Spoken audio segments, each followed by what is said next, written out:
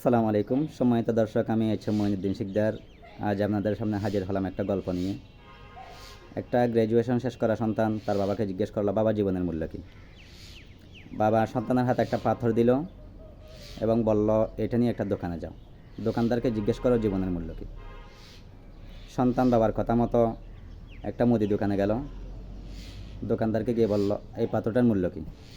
মুদি দোকানদার পাথরটা দেখে বলল, এই পাথরটা নিয়ে আমি আপনাকে 2 ব্যাগ চাল দিতে পারি।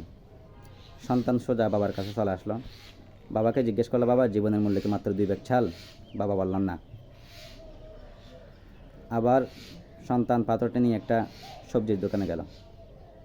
দোকানদারকে পাথরটা দিল এবং বলল, এটার মূল্য কী? সবজির দোকানদার বলল, এই পাথরটা নিয়ে আমি আপনাকে 2 ব্যাগ সবজি দিতে পারি।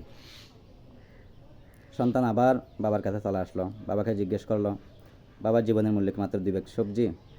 বাবা বলল না। এবার একটা ভালো রুমালে এই পাথরটা পেঁচিয়ে ভালো একটা দোকানে যাও। সন্তান এবার বুদ্ধি করে একটা স্বর্ণের দোকানে গেল।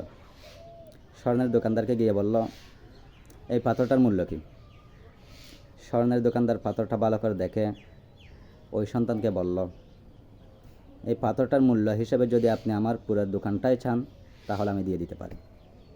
এটা গল্প হলেও এটাই সত্য যে আপনি আপনাকে কোথায় কীভাবে উপস্থাপন করতেছেন সেটার উপর নির্ভর করে আপনার জীবনের মূল্য। ধন্যবাদ সবাইকে, নতুন বছরের শুভেচ্ছা।